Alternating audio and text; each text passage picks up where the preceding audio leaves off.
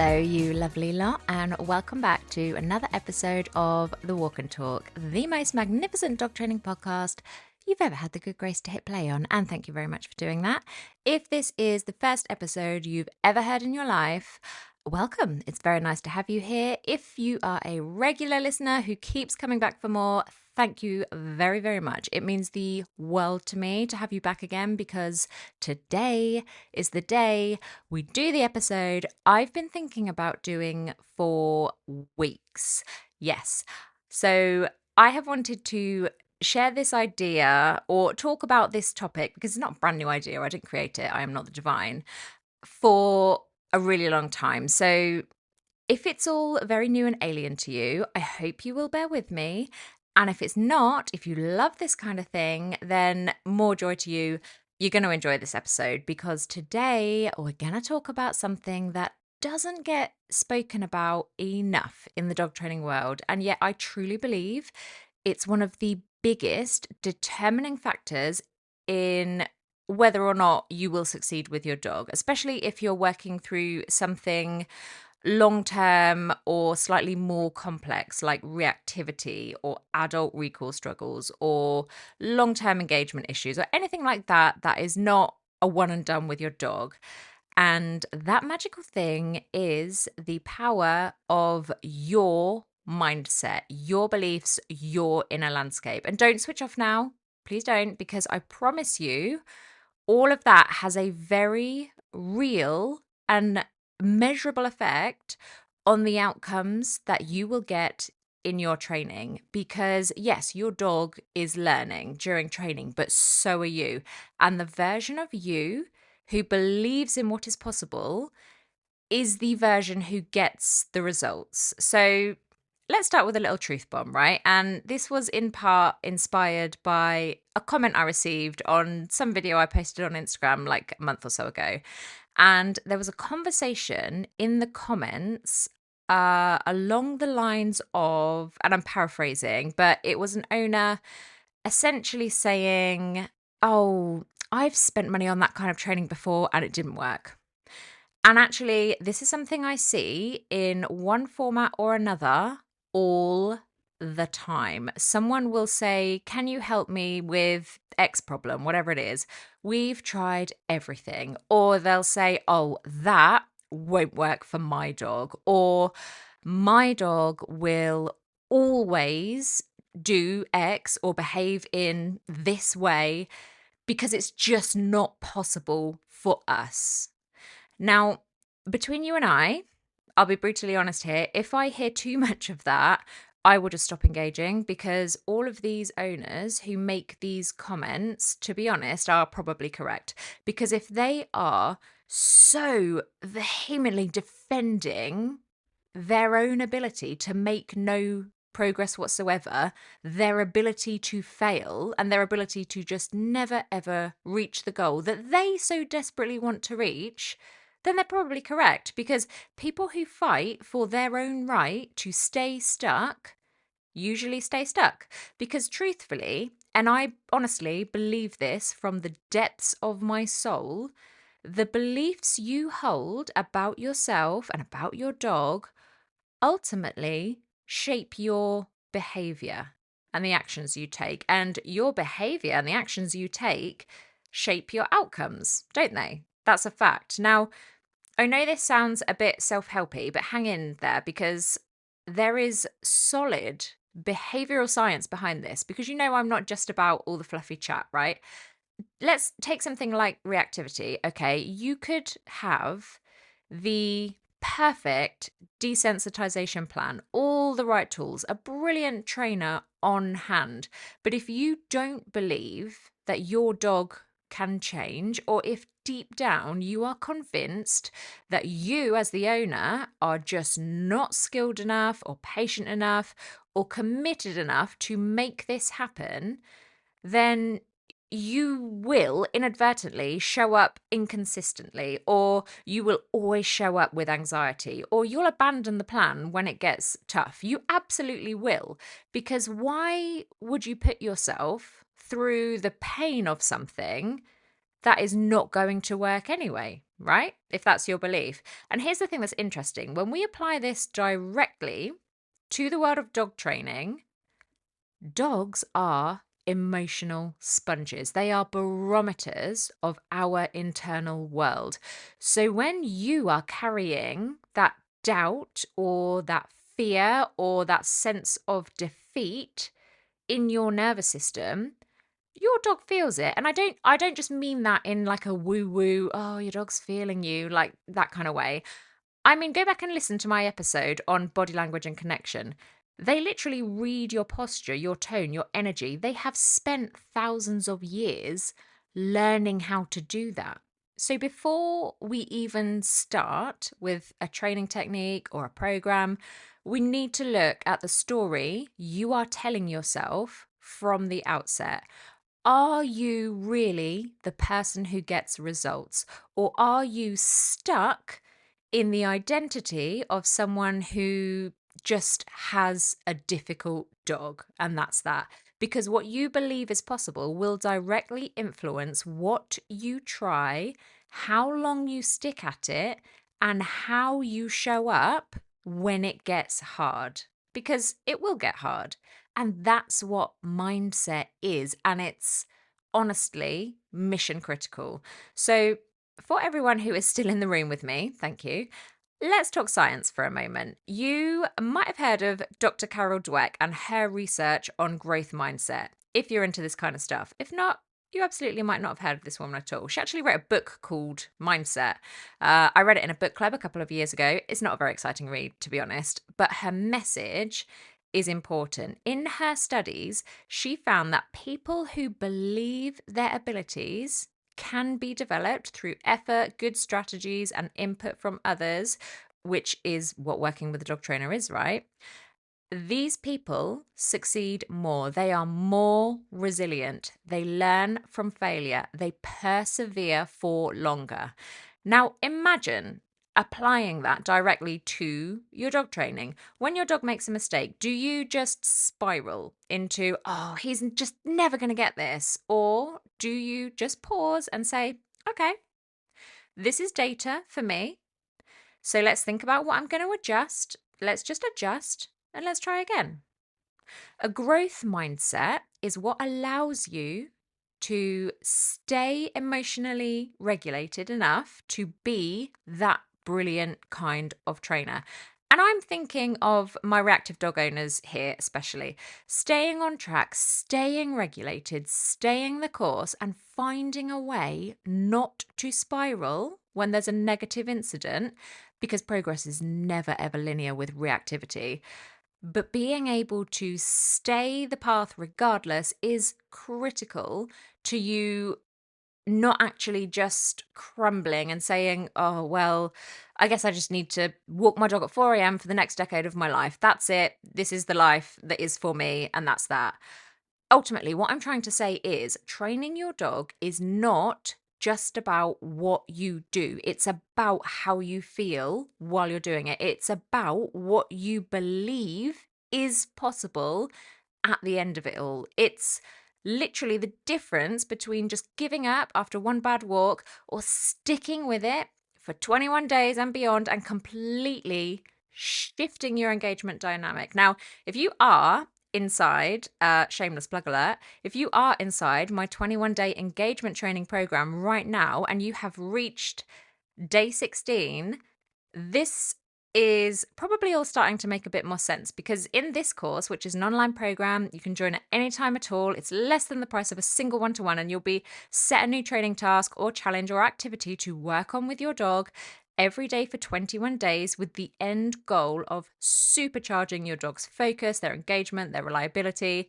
It really is a fantastic course for long-term behavioral change, if I do say so myself, with the exception that day 16 is not about your dog. It's actually about you.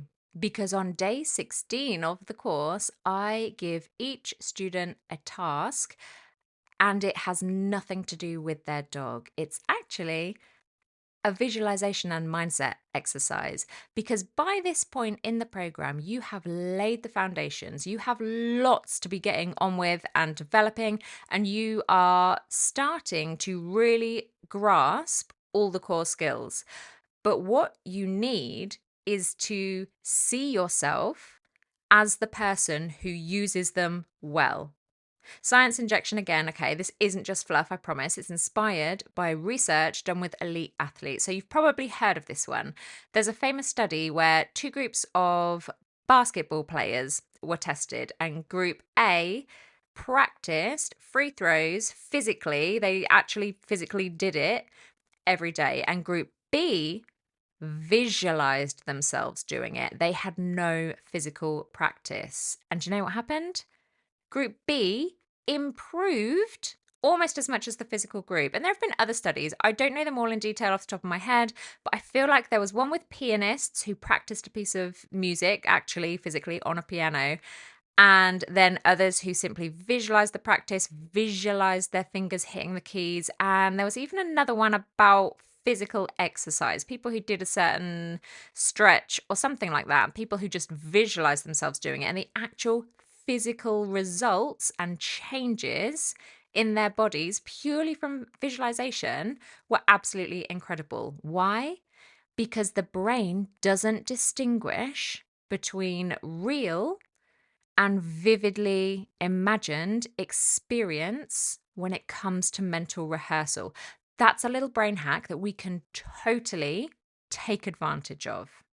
For example, right now, okay, let me prove to you just how powerful your mind is and how easily your brain will respond to imagination as if it were the real deal. So just take a moment with me now, okay, wherever you are, and really listen to this next part, right? Okay, so imagine this. You are holding a lemon in your hand. It's bright yellow. It feels a little bit waxy. It's got a smooth, slightly dimpled skin. You can feel it under your fingertips. You take a sharp knife and you slice that lemon in half, and immediately you smell that sharp, citrusy tang in the air. It's really fresh and bright and sour. Now, imagine picking up one of those halves of that lemon and biting into it. Really feel your teeth break through the waxy skin on one side and the juicy lemon flesh on the other. Feel that moment that the juice explodes and it hits the roof of your mouth. It's acidic, it's zesty, it's eye squintingly sour and really sharp. It floods over your tongue and it stings just a little bit at the corners of your mouth.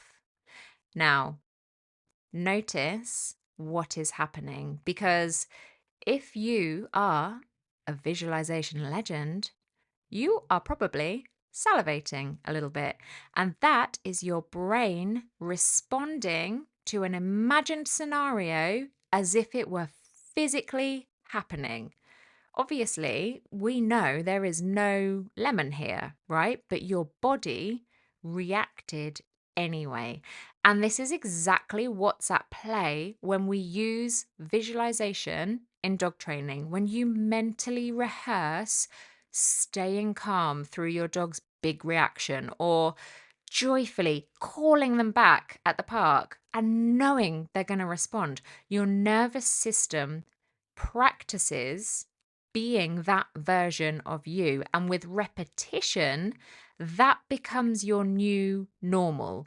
When you visualize yourself walking your reactive dog calmly past a trigger, when you see yourself recalling them from 100 feet away, when you feel yourself laughing and trusting your dog at the park, you are literally laying neural groundwork for that stuff to happen. So, day 16 of my course, that is not fluff. That is brain training for you, because your transformation is just as important as your dog's. Okay, now you stuck with me this far and I love you for that. Thank you. So let's take this deeper because you know I love a little bit of magic, right? And if you don't know, you're going to get to know. Because there's a reason so many high performers in every industry, from CEOs to gold medalists, they all talk about visualization, manifestation, affirmations, and energy alignment. It's not really about woo woo magical thinking, it's actually about setting a really clear, energetic direction for yourself. And in the dog world, we don't talk about this enough. Do we even talk about it at all? I don't know. I don't think we do. But I am today, so there's a start. So think about this. If you are training from a place of desperation, I have to fix this or I'll never be happy, you are stuck in a frequency of lack. Your energy that you bring to that is panic, it's fear, it's obsessing in the problem and nothing else. But if you shift into training from a place of creation. This is who we're becoming together. This is my end goal. These are all the amazing things we are going to achieve. Well, now you're aligned with vision, with possibility, with excitement, with positivity, with motivation. And when you align your energy with your positive outcome, I truly believe with my whole heart and soul, you become magnetic to solutions. You notice more opportunities. You try new things. You actually achieve the positive results you want to because there is a part of you that just knows it's possible. So, how can you start shifting into this magical mindset if you are not there already? Let me give you some practical takeaways because you know I love to keep it real. I want you to go away with some things you can start doing that you can implement right now, today. So, number one, begin with a daily visualization practice. Every morning, before you even touch your dog lead, close your eyes and imagine your ideal walk.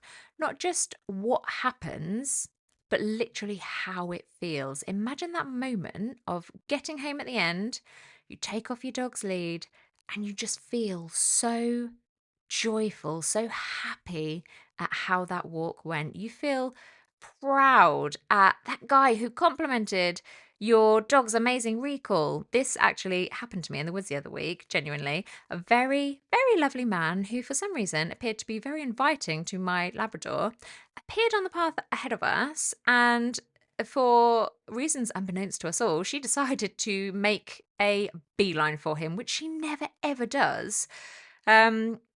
I recalled her and she turned on a sixpence, even though she's 12 years old and she was moving at pace. And she clearly wanted to say hello to this guy, God knows why. And she came straight back to me. Thank you, universe, for moments like that. And this very lovely man, once he reached me, acknowledged how legendary that moment was as we passed by each other on that path. Anyway, I digress. Back to our action steps. So, tip number 2.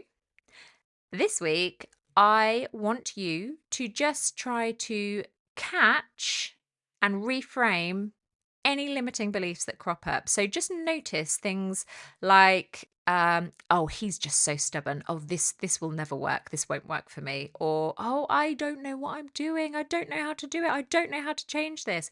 And if you spot those little thoughts, reframe them. So turn them into something like, my dog is communicating something here, and I'm going to figure out what that is. Or we are learning every day, and every day we make a tiny bit of progress. Or I am building new skills, and I am becoming a better trainer every time we practice this. Tip number 3, if you have bought one of my dog training diaries from the website, you will know they all have a section for this in them, and that is keep a training wins journal. Record your successes, big and small. Every week in my planner, there is a section literally dedicated to celebrating your wins because rewiring belief requires proof. And we are so hell-bent on focusing on the bad stuff. And that doesn't make you a bad person, by the way. We are primed to do that. It's called the negativity bias, and it's an evolutionary tool that has literally kept us alive this far. Being worried about stuff and noticing danger is obviously bloody useful, isn't it? But when it comes to trying to grow a more positive mindset, it is a bit counterintuitive. So I need you to create a bank of evidence to prove to yourself that you are capable, that shows that you and your dog are succeeding, and that shows that progress is totally possible because it is already happening. Tip number 4, honestly, if this episode resonates, sign up for my 21 days of engagement training. You can go and find out more about what it's all about at listendogtraining.com. And I'll put the link in the show notes as well. But go and embrace a challenge and commit to the work and prove to yourself that actually you can achieve great things. You can change your dog's behavior and you absolutely don't have to stay stuck forever.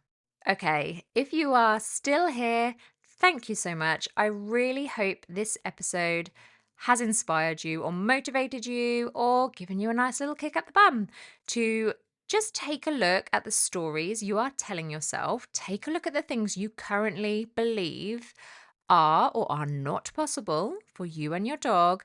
And maybe take a look at all the ways you are currently keeping yourself small or keeping yourself stuck because you're just stuck in this narrative loop that even though thousands of other people have successfully trained their dogs, they have overcome behavior struggles, they have built a solid recall, they have tackled that separation anxiety, it's just not possible for you.